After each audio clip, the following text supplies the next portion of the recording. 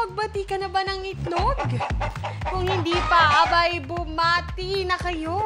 Dahil ang itlog ay hindi lang pangagahan, ito rin ay pangmalakasan. At narito na nga ang eksaktong fun facts. Ang itlog ay isang nutrient powerhouse na mayaman sa protina, vitamina at mineral. Mayroon itong choline, isang mahalagang sustansya para sa utak at memorya. Kaya kung nakakalimot ka na madalas, baka kailangan mo ng extra serving ng itlog. Bagamat may reputasyon ito sa pagiging mataas sa kolesterol, ipinakita ng mga pag-aaral na hindi ito direktang nakaaapekto sa blood cholesterol levels ng karamihan sa tao. Sa katunayan, ng itlog ay maaaring makatulong sa good cholesterol na nagpapababa naman ng panganib ng sakit sa puso. Isang medium size na itlog ay may 6 to 8 grams ng high quality protein, kaya perfecto ito para sa mga nagda-diet. Ayon sa research, ang pagkain ng itlog sa almusal ay maaaring makatulong sa pagbawas ng timbang. Dahil mas matagal kang mabubusog kumpara sa pagkain ng tinapay o cereal. Ang kulay ng shell ng itlog, brown man o puti, walang kinalaman yan sa nutrisyon. Depende lang ito sa lahi ng manok. Kaya walang dapat ipagmayabang ang itlog mo. Pareho lang naman sila ng laman. Kapag lumulutang sa tubig ang itlog, alam nyo ba, senyales ito na luma na at hindi na dapat kainin.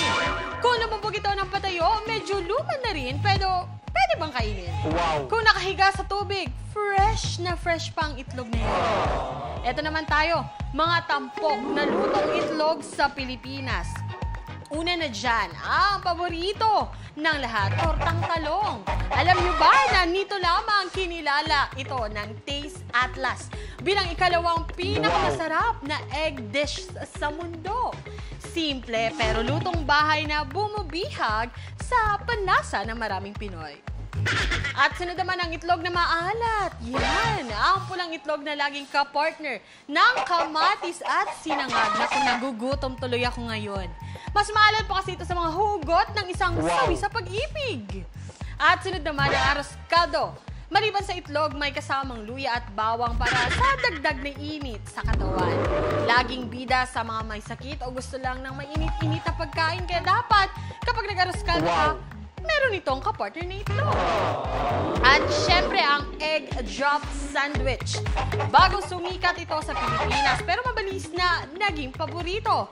Pinagsamang scrambled egg, tinapay at kung ano-anong palaman para sa isang sosyal pero madaling gawin na almusal.